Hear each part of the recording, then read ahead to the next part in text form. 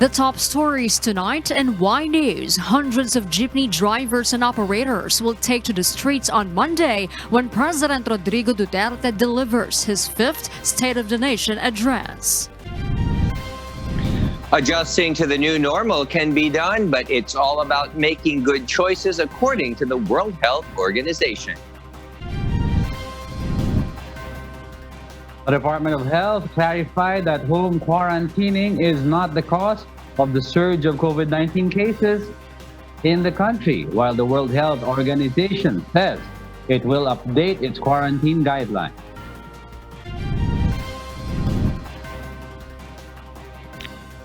The World Health Organization and its partners launched a database of laws that countries implement in response to the coronavirus pandemic. South African public schools to close as coronavirus cases rise over 400,000, according to President Ramaphosa. Redskins temporarily changes name to Washington football team. Good evening, Philippines and the world. Today is Friday, July 24, 2020. I am Harleen Delgado. Join us in the next hour as we deliver today's top stories around the globe. I'm Angelo Castro III. We are also seen in 1,935 satellite monitoring centers nationwide and via live streaming worldwide through the UNTV News and Rescue social media accounts and our website, untvweb.com. I am William Theo.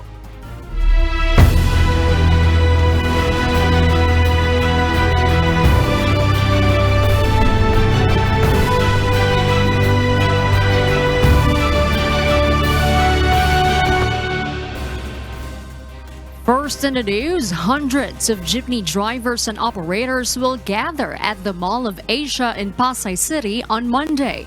Transport group Samahang Manibela are set to hold a protest rally on the day President Rodrigo Duterte will deliver his fifth State of the Nation address. One of our senior correspondents, Joan Nano, will join us tonight to tell us why live.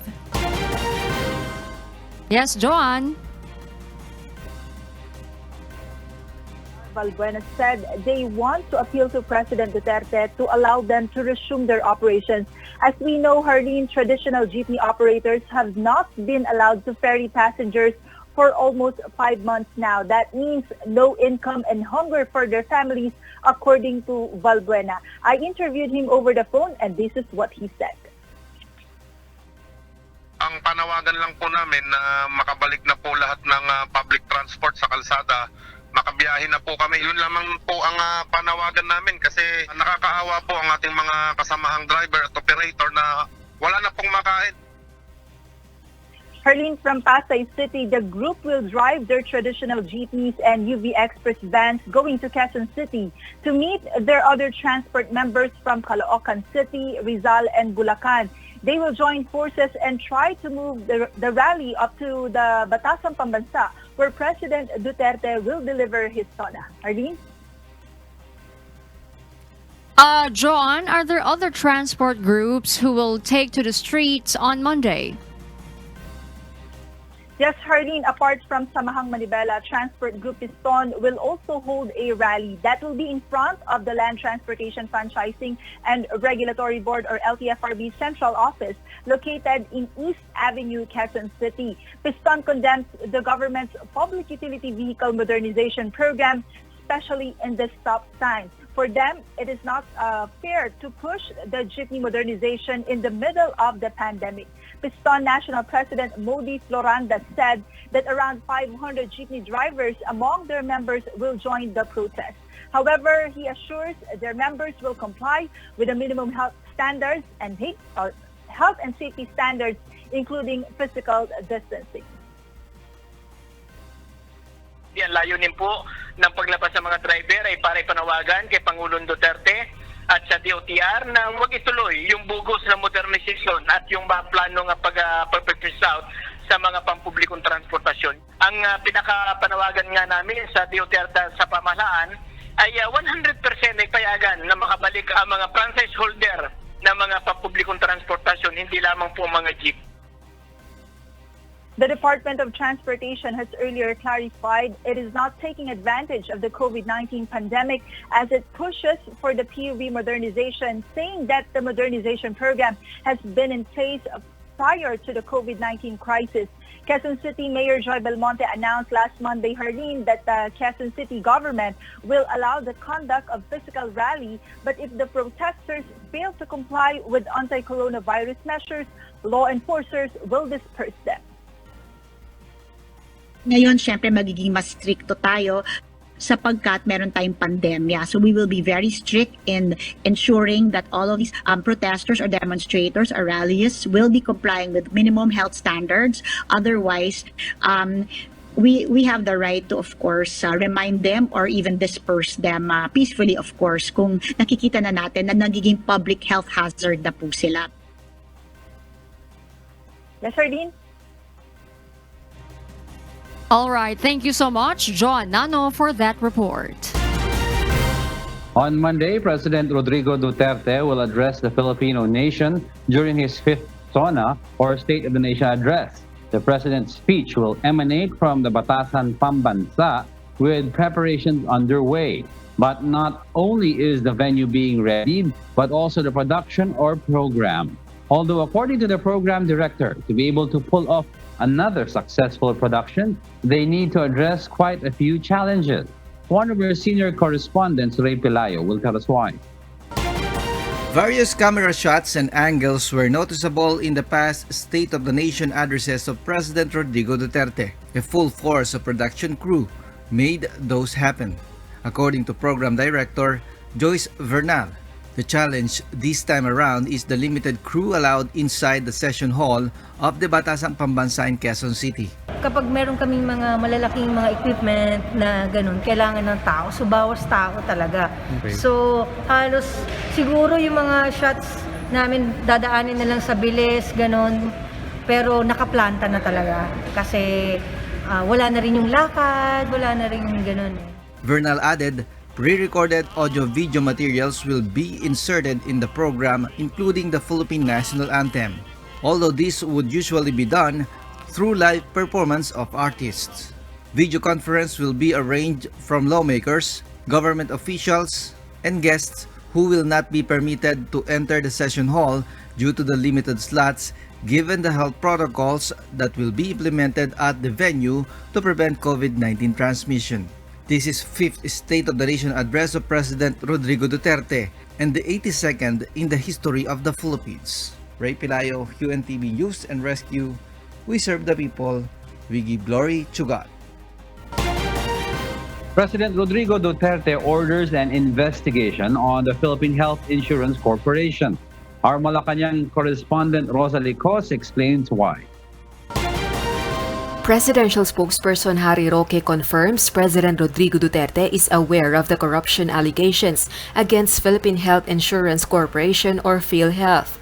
He says the Philippine Chief Executive has ordered an investigation, particularly into the 2 billion pesos worth of IT purchase, which is allegedly an overpriced transaction. Secretary Roque also encourages Thorson Montes Keith, the PhilHealth anti-fraud legal officer who resigned from his post due to widespread corruption in PhilHealth, to assist in the Duterte administration's probe through the Office of the Special Assistant to the President. Secretary Roque also says that his conclusion about the matter is that there is a syndicate within PhilHealth involving some of the agency's high-ranking career executives. PhilHealth President Ricardo Morales denies the reported irregularities within the agency and challenges Keith to prove his allegations with evidence.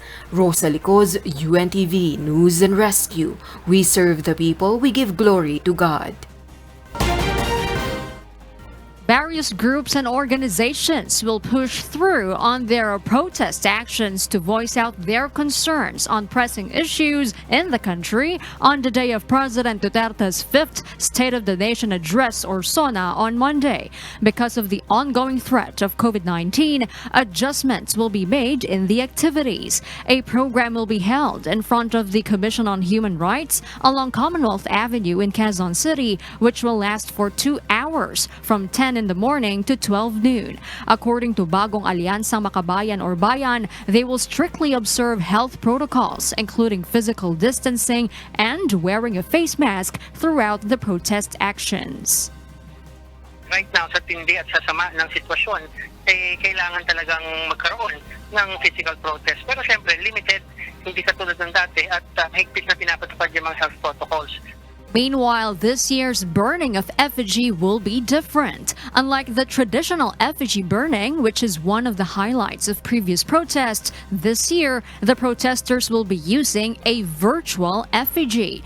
The group Sama-Samang Artista para sa Kilusang Agrario or SACA explains they will create a video wherein they will pre-record and film the burning of the effigy. The video will be shown on the program and will be distributed online, which can be used by participants of online protests. Today, the group has started to build its diorama for the protest reenactment for the video and other production materials.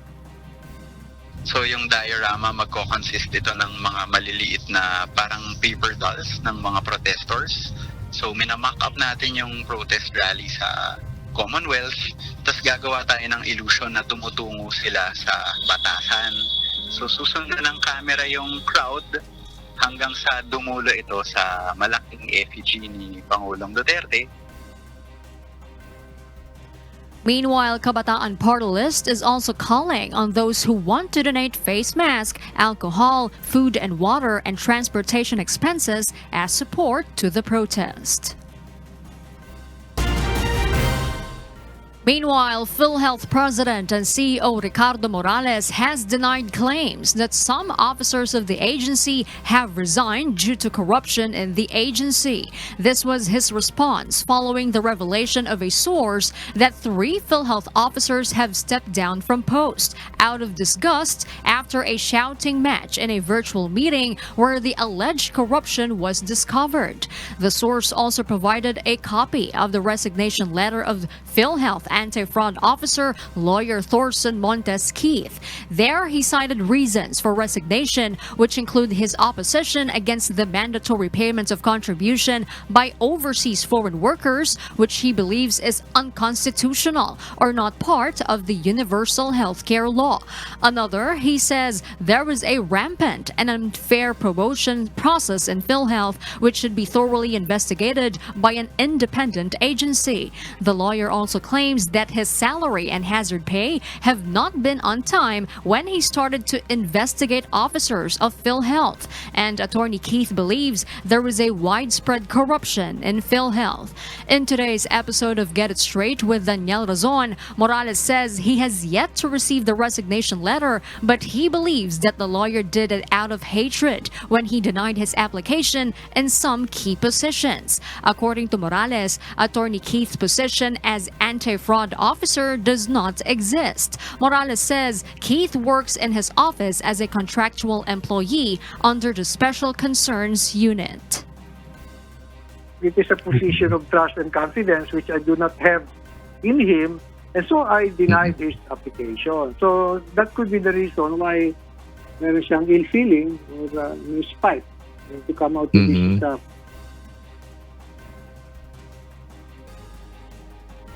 Morales further urges Attorney Keith to show evidence of his allegations. Morales also denied claims that his head executive assistant, retired Colonel Etrobal Laborte, and PhilHealth Corporate Legal Counsel Attorney Roberto Labe Jr. resigned due to the corruption in the agency. The PhilHealth president explains Laborte resigned to continue his PhD studies and not out of corruption allegation, while Attorney Labe also denied the news about his resignation. Because of the issue, Morales is asking the public to give him more time to fix what he calls the inconsistencies in the agency.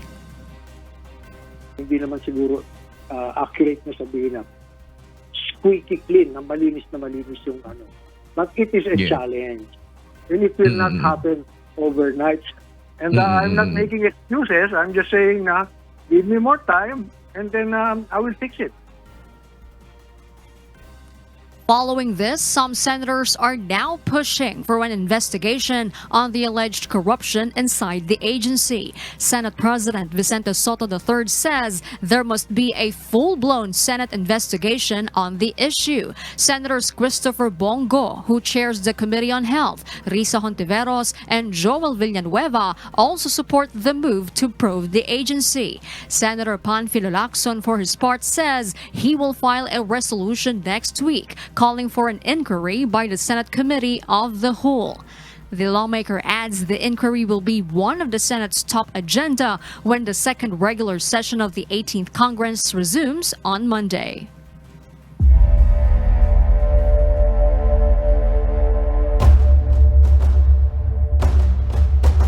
No one will be allowed to go outdoors in a community in Valenzuela City for 2 weeks beginning tomorrow. Dante Amento tells us why.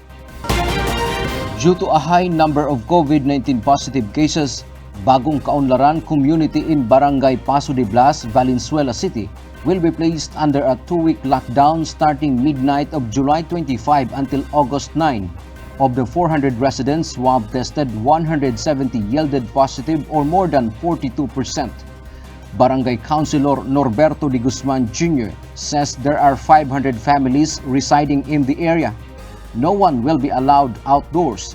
All residents who need to go out for work are advised to look for temporary lodging outside the community. The city government and barangay officials will distribute food provisions and drinking water, hygiene kits, and other basic necessities during the lockdown period. Susunod po na lang sa gobyerno para po hindi dumami yung COVID. Ito sir, para sa mga bata sir, nabili na kami at lockdown nga din sa Bagong Kaunlaran. Violators will face penalties such as fine up to 15,000 pesos or 1 month imprisonment based on City Ordinance 742, the COVID-19 Spread Prevention Ordinance, and Ordinance 670 or the Stay-at-Home Ordinance. Padala stations will be installed for people who want to extend food assistance and other goods to their relatives inside the locked-down community. Authorities call for cooperation from residents. For any medical concerns, members of the community are advised to call the command post at 0908-409-9128. Dante Amento, UNTV, News and Rescue. We serve the people. We give glory to God. Meanwhile, more than 50 million cases of coronavirus disease 2019, including over 620,000 deaths, have been reported to the World Health Organization, or WHO. During Thursday's media briefing, WHO Director General highlighted the importance of every individual's role in the global battle against the novel coronavirus. Maria Latosa details why. 188 countries, regions, and sovereignty have reported cases of COVID-19 since December 2019. Of the more than 15 million patients of the disease the world has had, almost 10 million cases, or 2/3 of all cases globally, are from 10 countries, according to WHO Director General Dr. Tedros Adhanom Ghebreyesus. Dr. Tedros on Thursday underscored the best way to suppress transmission and save lives is by engaging individuals and communities to manage their own risk and take evidence-based decisions to protect their own health and that of those around them.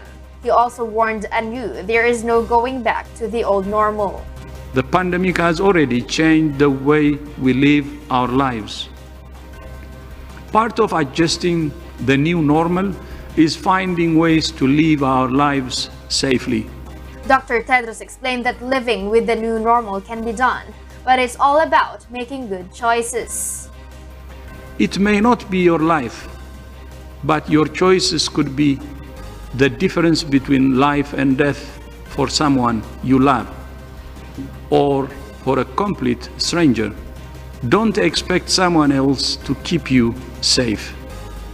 We all have a part to play in protecting ourselves and one another. And in making good choices and life-saving decisions, here are questions the WHO DG says every individual must ask themselves to play their part in the global battle. First, know your situation. Do you know how many cases were reported where you live yesterday? Do you know where to find that information? Second, do you know how to minimize your exposure? Are you being careful to keep at least 1 meter from others? Are you still cleaning your hands regularly? Are you following the advice of your local authorities? As the pandemic threatens any age and sector of the society, the WHO enjoins the youth to take action. In recent years, we have seen young people leading grassroots movements for climate change and racial equality. Now, we need young people to start a global movement for health, for a world in which health is a human right, not a privilege. Mariel Latoza, UNTV News and Rescue. We serve the people, we give glory to God. And now let's take a closer look at the updated count of coronavirus cases around the world. The COVID-19 pandemic has now reached a total of more than 5.5 million confirmed cases after more than 247,000 new coronavirus infections were reported by various countries since yesterday. The fast-spreading disease has claimed more than 633,000 lives, with more than 7,000 new death cases in different regions and nations, while the number of recoveries around the world has surpassed 8.8 million. Says that 2,103 new cases were reported today based on tests done by 78 out of 90 laboratories. That raises the total confirmed cases of coronavirus infection in the Philippines to 76,444. The National Capital Region has the most number of new cases with 1,272, followed by Cebu with 291 new positives. Laguna has 107 new cases, Rizal with 83, and Cavite with 53. There are now 50,063 active cases, of which 90.15% are in mild condition. We have lost 15 more patients, bringing the total death cases in the Philippines to 1,879. But through our fervent prayers, medical interventions, and sacrifices of our medical frontliners, 144 more people have won their battle against the invisible enemy. That brings the total recoveries nationwide to 24,502. Thanks be to God. The Department of Health clarified that home quarantining is not the cause of the surge of COVID-19 cases surged in the country. Our health correspondent Aiko Miguel details why. Health Department spokesperson Undersecretary Maria Rosario Vergere refutes the statement that COVID-19 cases continue to mount in the country because of the unclear home quarantine guidelines from the DOH. It was in April when the DOH released the guidelines for the implementation of home quarantine for suspect and probable COVID-19 cases. Hindi lang yan ang cause kung bakit tumataas ang kaso natin. Kasi baka mamaya lumalabas sa mga tao that the main reason why our cases are increasing is because we did home quarantine for some of our individuals na positive sa COVID-19. Presidential spokesperson Harry Roque has earlier stated that the health department had failed to explain that individuals who are required to go on home quarantine must have their own bedroom and comfort room. Although the Interior Department, the National Task Force Against COVID-19, and the DOH have observed that a number of patients who remained at home for quarantine contributed to the transmission of the disease. Undersecretary Vergere points out that many factors caused the surge of COVID-19 cases. One is the relaxing of restrictions in parts of the country. Expected yan kasi nag-ease tayo ng restrictions, Lumabas ang mga tao, nagtrabaho sila, and that is part of what we are expecting. That's why we had safeguards, yung minimum health standards, tsaka yung adequate surveillance. Another factor Undersecretary Vergere said is the country's broader testing capacity. Currently, the country has 25,000 daily testing capacity and 90 licensed testing laboratories. The DOH also underscored that the DILG and local governments should not be blamed for the increasing cases of coronavirus infection because government agencies are working to trace, test, and treat suspect, probable, and confirmed COVID-19 cases. Hindi natin masasabi na weak kasi or may kakulangan ng ating mga BHERTs. They're doing so much already dito sa ground. No? They had been tasked to do contact tracing, they had been tasked to do surveillance, they had been tasked to monitor patients in their home. So, wag natin itukoy lang sa isang bagay ang mga nangyayari ngayon because that also would be unfair for our local government units. The DOH reminds the public to continue to observe the minimum health standards even when inside their homes. While people who frequently go outdoors and have family members who are elderly and with underlying health conditions should be extra careful and avoid becoming a virus carrier. Aiko Miguel, UNTV News and Rescue. We serve the people, we give glory to God. The World Health Organization emphasizes that quarantine in the context of contact tracing is arguably one of the most important elements to breaking chains of transmission. According to WHO technical lead for COVID-19, Dr. Maria Van Kerkhove, they are revising and updating their guidelines for quarantining, although there won't be much chances. Dr. Van Kerkhove said the updated guidelines may be out in a week or so, but it won't look a lot different from the current version online. However, quarantine will remain as an essential element to breaking chains of transmission. Currently, we require testing at the end of the quarantine day period, and we will be removing that. But we're also going to add language in there to ensure that family units are taken care of. And so making sure that the language that's in there really focuses on children and isolation of and quarantining of children with family members and parents so that they're not separated. The Interagency Task Force Against COVID-19 has approved the participation of the Philippines in the Gavi COVID-19 Vaccine Global Access or COVAX facility and its corresponding allocation of funds. The COVAX facility is designated to guarantee rapid, fair, and equitable access to COVID-19 vaccines for every country in the world, rich and poor, to make rapid progress towards a slowing pandemic. COVAX is co-led by Gavi, the Vaccine Alliance Coalition for Epidemic Preparedness, Innovations, and the World Health Organization, working in partnership with developed and developing country vaccine manufacturers. Meanwhile, Malacanang commends the medical city for its stem cell therapy program for patients with COVID-19 pneumonia and supports researches and practices that would ease the sufferings of coronavirus-positive patients. The WHO reveals that together with its partners, it has launched a database of laws that countries have implemented in response to the pandemic. Nina Armilio details why. The World Health Organization has been emphasizing that in the pandemic the world is facing, political leadership and community engagement are the two vital pillars of the response. Well-designed laws can help to build strong health systems and enforce actions to create healthier and safer public spaces and workplaces. But laws that are poorly designed, implemented, or enforced can harm marginalized populations, entrench stigma and discrimination, and hinder efforts to end the pandemic, according to WHO Chief Dr. Tedros Adhanom Ghebreyesus. One of the tools governments can use is the law, not to coerce, but to protect health while protecting human rights. Called the COVID-19 Law Lab, the initiative gathers and shares legal documents from over 190 countries across the world to help states establish and implement strong legal frameworks to manage the pandemic.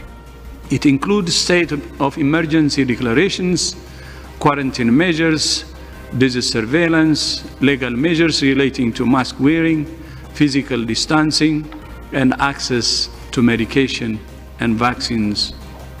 WHO and its partners have launched a database of quarantine measures that countries are implementing in the middle of the pandemic. The COVID-19 Law Lab is a joint project of the World Health Organization, United Nations Development Program, the Joint United Nations Program on HIV/AIDS or UNAIDS, the O'Neill Institute for National and Global Health Law, and Georgetown University.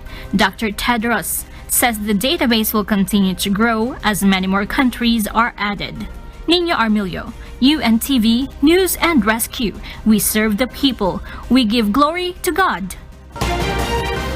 Some school bus operators and drivers are making a change of livelihood from school service operations to delivery of grocery items. Vincent Arboleda will tell us why. There will be no face-to-face classes this year in high-risk areas due to fears brought by the coronavirus disease 2019. Because of this, school service operators and drivers have lost their livelihood since the early part of the year. That is why some of them are planning to shift to different sources of income. Instead of ferrying students to school, school service operators will now bring groceries direct to the homes of their clients. Kung ano yung mabibili nyo sa supermarket, ganun din yung mabibili nyo sa amin. Ang price din halos ganun din yung price na mabibili nila sa grocery. Kaya himingi po ako ng tulong sa mga parent na sa amin na kayo mag-grocery para matulungan nyo din kami at pati mga drivers namin. According to Lee Marco, President of the Alliance of School Service Associations of the Philippines or ASAP, they have already conducted several online meetings with the Land Transportation Franchising and Regulatory Board or LTFRB and the Civil Service Commission. The Pasabay Grocery Program is set to start on July 31. It is open to all school service operators. The LTFRB will also issue the necessary permit free of charge. Marco said they plan to urge the parents of students they used to bring to school to become their clients. Instead na mag-grocery po sila, pupunta po sila sa grocery, pupunta po sila, magbabayad po sila ng parking, pipila po sila. Kami po, di-deliver po namin yun sa bahay po nila. Iwan po namin yung parang contactless, iwan po namin sa pintuan, grocery check po nila, tapos yung payment po. A service charge of only 50 to 100 pesos will be added on top of the total amount of groceries ordered. Meanwhile, Marcos Group also appeals to President Duterte to help them with their problem of paying monthly mortgage for their school service vehicles since income has not been easy to come by these days. Humingi sana akong moratorium ng pagbabayad namin or bigyan kami ng package yung hindi naman kami mahirapan until na magkaroon kami ng hanap buhay next year. According to Marco, they pay an amount of around 25,000 pesos per unit per month for their school service units. And since losing their livelihood, some of their colleagues have opted to just return their vehicles or allow the bank to take them. Vincent Arboleda, UNTV News and Rescue. We serve the people. We give glory to God. The Interagency Task Force against COVID-19 allows the second part of the physical licensure examination with tentative schedule on September 20 to 21, 2020. Strict health protocols approved by the Department of Health should be observed in the conduct of the examination. This is to prevent the spread of the coronavirus disease. Jago and William, we are on board the UNTV radio mobile booth and we are here in IBP Road just in front of the Batasang Pambansa complex here in Quezon City. Let's take a look at the situation on the road. So far, we have a light traffic situation here in this area for motorists coming from Commonwealth Avenue going to Litex. Meanwhile, on the other side of the road, expect a light traffic flow as well for vehicles coming from Litex heading to Commonwealth Avenue. And for our weather update. The Intertropical Convergence Zone, or ITCZ, is affecting parts of the country. State Weather Bureau Pagasa says the ITCZ may bring cloudy skies with scattered rain showers and thunderstorms over Visayas, Palawan, and Zamboanga Peninsula. Meanwhile, Metro Manila and the rest of the country may experience partly cloudy to cloudy skies with isolated rain showers due to the ITCZ or localized thunderstorms. Possible possible flash floods or landslides may occur during severe thunderstorms, though tropical cyclone advisory is issued. The PNP CIDG has raided a computer shop in Caloocan City. 2 persons found at the scene are facing charges.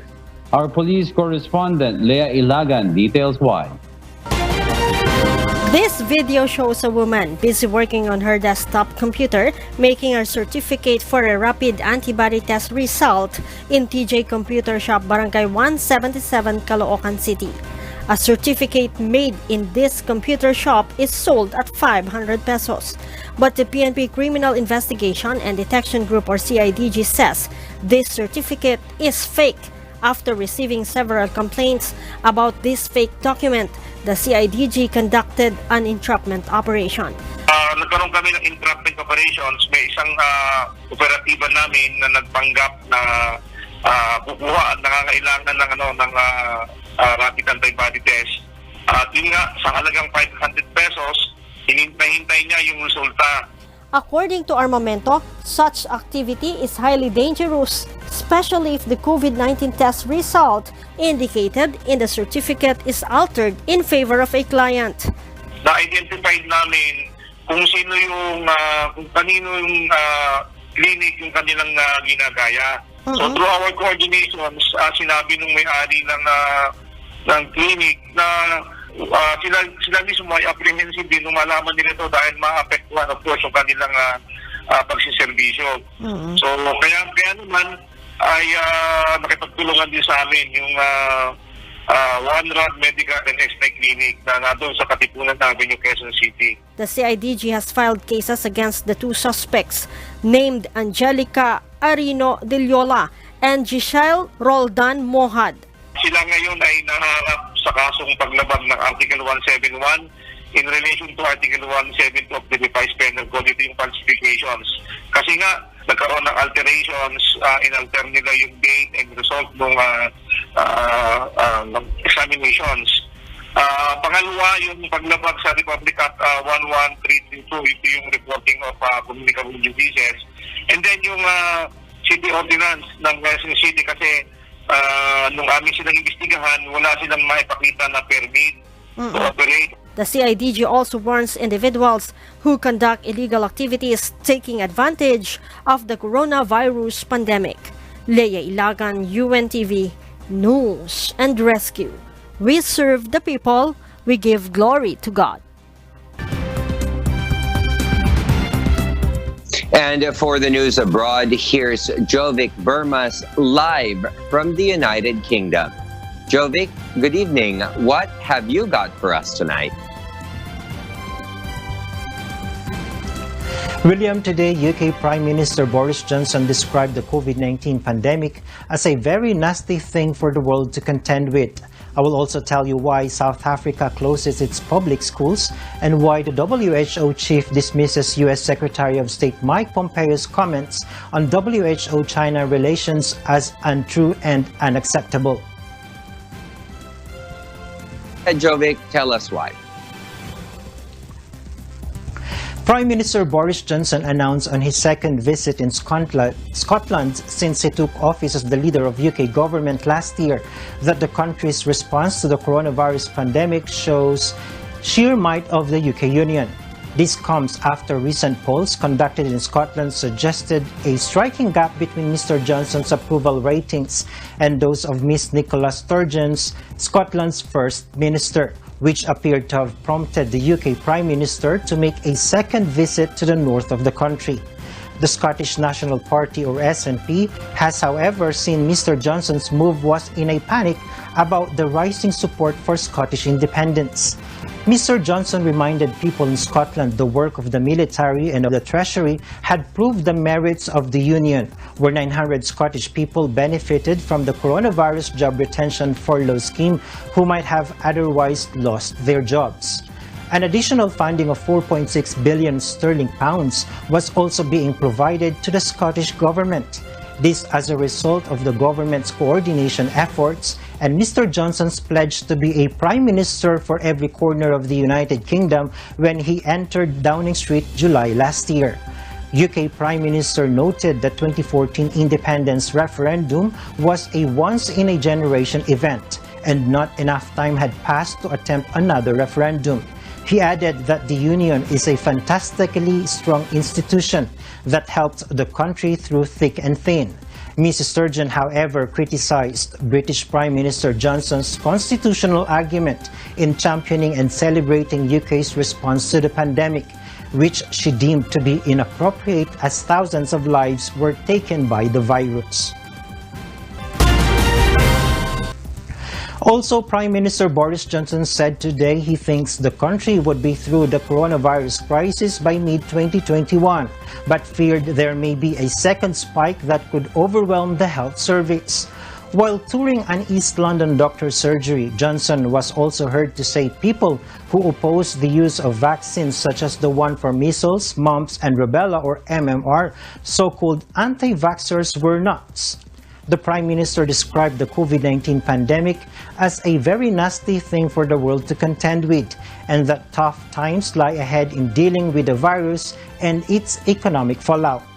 In order to prevent the health service getting overwhelmed in winter if the outbreak flares up again, he also urged all Britons to have a flu vaccination for the coming winter. Elsewhere in Brazil, President Jair Bolsonaro rode his motorcycle and spoke to people without wearing a face mask in the capital of Brasilia on Thursday. That's a day after testing positive for the novel coronavirus for a third time. Bolsonaro also spoke via Facebook Thursday, saying he is doing very well and noted he has been taking hydroxychloroquine, which is an unproven treatment for COVID-19.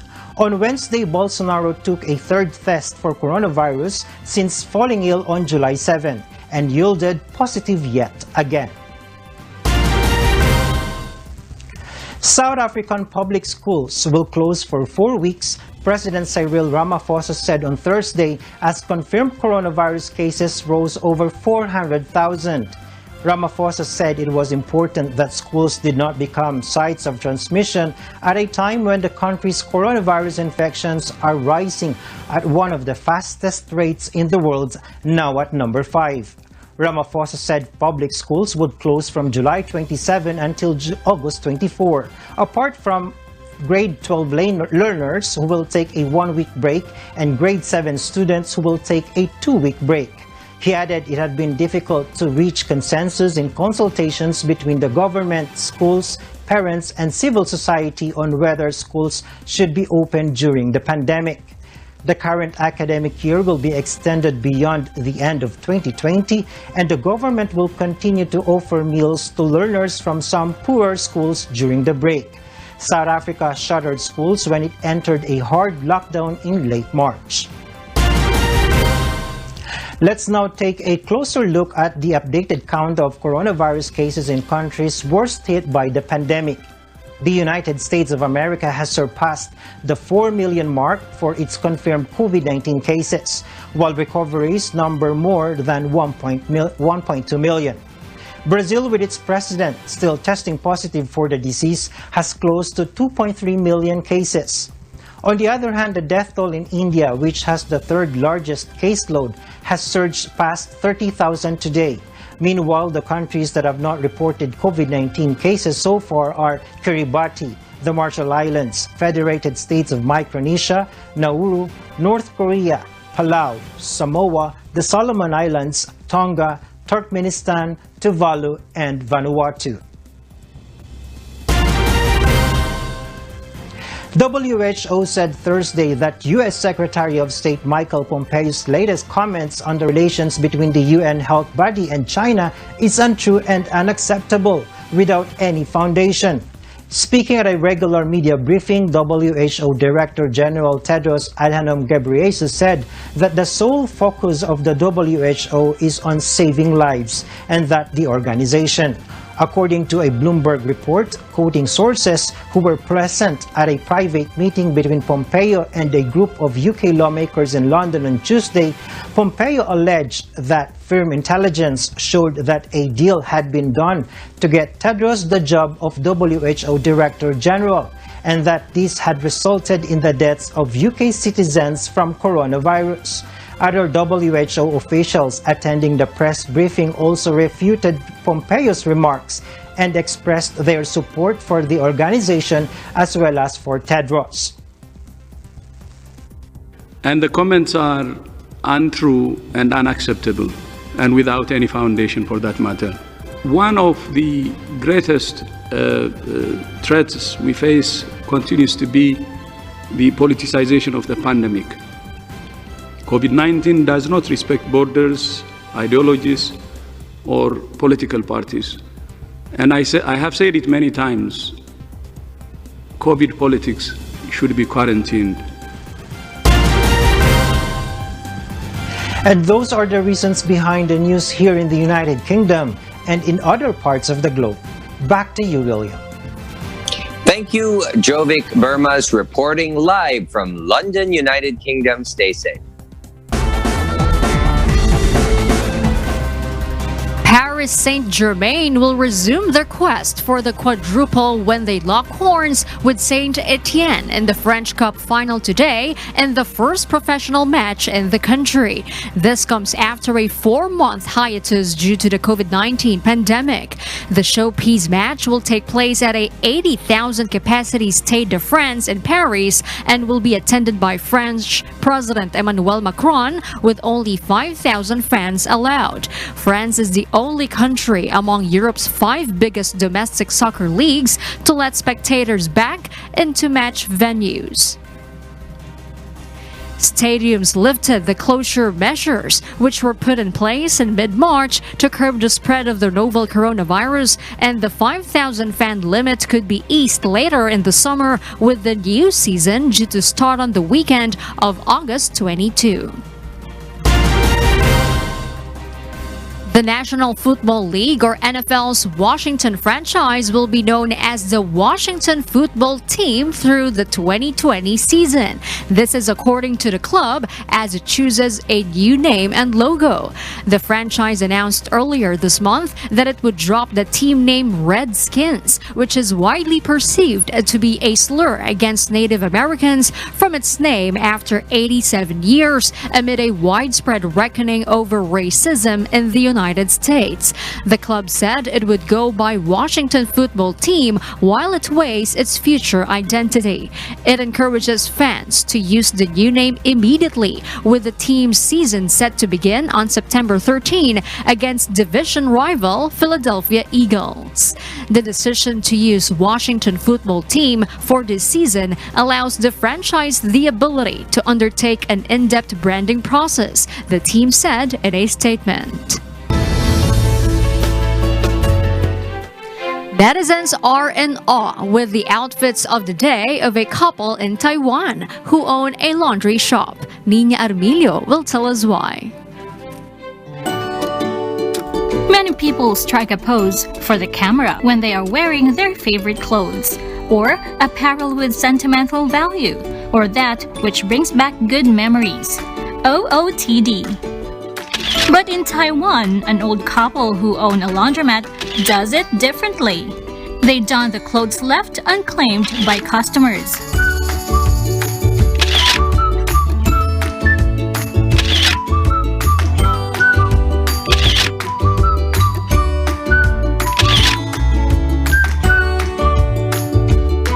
Now they have gained as many as 100,000 followers on Instagram. What their followers like are the good vibes the couple are sending. Taiwan has begun to ease business restrictions as of May 11. Amid reduced coronavirus disease activity, authorities continue to advise people to remain 1.5 meters apart indoors and 1 meter apart outside. The island nation has kept its confirmed COVID-19 cases below 500 as of today, with 440 recoveries. According to an international research data and analytics group, YouGov, some 84% of Taiwan's population think the government is handling the issue of coronavirus very or somewhat well. Nina Armilio, UNTV, News and Rescue. We serve the people. We give glory to God. And those are the reasons reasons behind the news, July 24, 2020. I am Harleen Delgado. We serve the people. We give glory to God. Reasons we deliver to you as they unfold. I'm Angelo Castro III. And I am William Theo. Because we need to know, we will always ask why. Have a great evening and a great weekend, everyone.